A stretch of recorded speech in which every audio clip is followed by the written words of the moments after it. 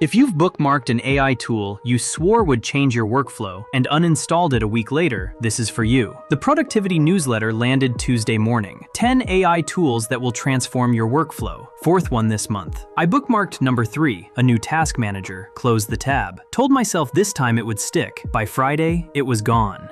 Here's what I want to answer. Almost every attempt to use AI for productivity fizzles by week 2. A quiet minority compound real gains. What's the actual difference between those two camps? What's the move that decides whether AI sticks at all? Is it really the app you pick? Because if it is, keep scrolling. Number 11 might be the one. If the starting move is something upstream of the app, every list you've bookmarked has been aimed at the wrong half. You've been paying for it in time you didn't save and errors you didn't notice. The starting move is tool selection. That's what every roundup trains you to believe. Every prompt pack. Every "I tried 30 AI tools so you don't have to" video. And the headline number that powers it all is real research. Take BCG, the consulting firm. Ethan Mollick at Wharton ran 758 of their consultants through a randomized trial. On tasks the AI was good at, consultants using GPT-4 with a short prompt engineering overview. Basically, a quick lesson on how to phrase your asks, scored 33.9% higher in quality than the control group. They were faster too. They completed more tasks. That number does the rounds in every AI changes everything deck for a reason. It's the most rigorous evidence we have that AI makes knowledge work better. So I tried the standard move, downloaded the third app from this month's list, ran the starter prompts the newsletter recommended, set up a 9 a.m. chat GPT session, keyed off a custom prompt about reviewing the day's calendar. The morning AI ritual that was going to change my workflow. For 4 days it felt promising. By day 6 I was forgetting it. By day 10 the app was on a second screen I'd stopped opening. The cliché loop on schedule. And here's what bugged me. It's not that it failed, it's that for those first 4 days, it kind of worked. The novelty bump was real. The output sounded good. The headline number sounded right. So why did the whole thing evaporate by the second week? The app wasn't broken. The prompts weren't bad. Something else was going on, and the productivity discourse had no language for it. Here's the catch, and it turns out to be load-bearing. The same BCG study that gave us the 33.9% gain also measured what happens on the other side of the AI's capability line. The answer is ugly. On tasks just outside what the AI was good at, the same consultants stumbled. They were 19 percentage points less likely to produce a correct answer than the people working without AI at all. And they couldn't feel it in the moment. That's the whole point of what the researchers called the jagged frontier. The line between AI helps a lot and AI quietly makes you worse is invisible from the inside. And it gets uglier. AI Evaluation Lab METR ran a randomized trial in 2025. Experienced open-source developers using state-of-the-art AI tools on their own codebases were 19% slower with the AI than without. They forecast they'd be 24% faster. METR's 2026 follow-up narrowed the slowdown. But the gap between perception and reality stayed exactly where it was.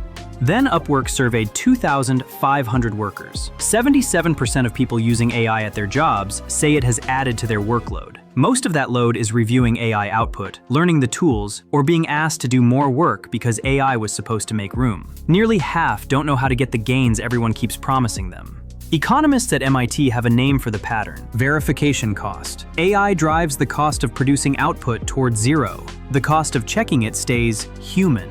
So I ran the test on myself, used the same 9 a.m. chat GPT session for a task I was already good at, writing a memo in my own voice. The output sounded fine, but it took me longer to verify it sounded like me than it would have taken to write from scratch. The gain wasn't a gain. It was a shift in where my attention had to go. And I couldn't have told you that in the moment. I had to look back.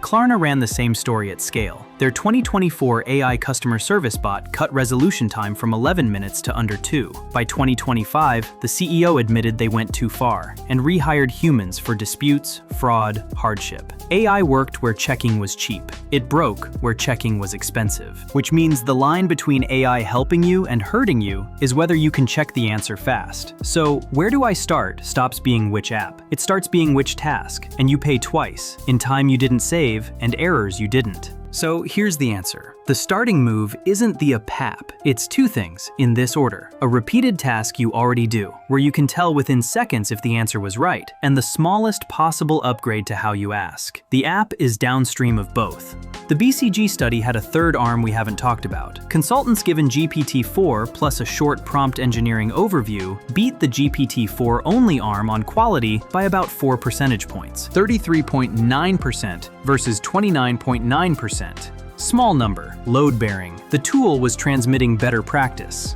but only to the people who'd actually got the practice.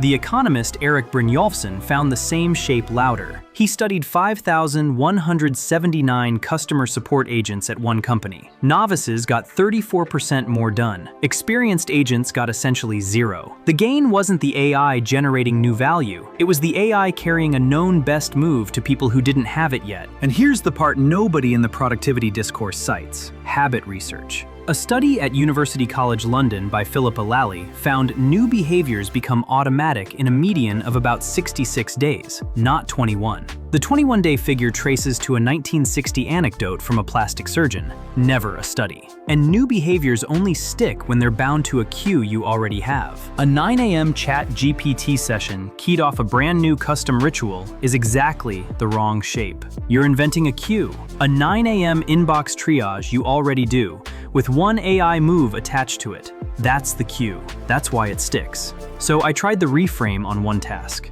The morning inbox sweep I already do. Cheap to check. I can tell in 2 seconds if a draft reply sounds like me. One move. Ask the AI to draft the reply in the voice of the last 3 emails I sent. Bound to a cue I already had. 3 weeks in, still doing it. The next time you feel the pull to start over with AI, notice what you're being told the starting move is. And you'll feel that pull, because the productivity content machine is going to keep selling you new lists. It's almost always going to be a tool, a prompt pack. A new app. That's the discourse defaulting to its own muscle memory. Tool selection is what the productivity industry can sell. The starting move you actually need is invisible to them, because it's not in their inventory. It's a task you already do, on the cheap-to-check side of the AI's jagged line. One small upgrade to how you ask. Bound to a cue that already exists in your day. That's it. That's the whole move. The app you use to execute it almost doesn't matter. Pick any general assistant that's already inside the workflow trigger. Your inbox, your calendar, your code editor, and go. If I were you, here's what I'd watch for. Any AI promise that starts with the tool. Not because the tools are bad. Most of them are fine. But the starting move is always upstream of the tool. And the productivity gain you actually compound looks small the first week, modest the first month, durable by the third. That's what Microsoft's own Work Trend Index keeps quietly showing. 11 to 14 minutes saved per day for the people who stuck with it. Real, but small. Closer to an extra coffee break a day than the world transforming. And that's what every "this tool will 10x your day" headline keeps quietly ignoring. So the next time the newsletter lands and the list opens in a new tab, close it. Don't bookmark number 3. Don't download the app. Open your inbox instead. Find the task you already did this morning, where you could tell within seconds if the answer was right. That's where you start. The list was never the answer. The list was the distraction. The starting move was always one tab to the left. That's the memo. Read.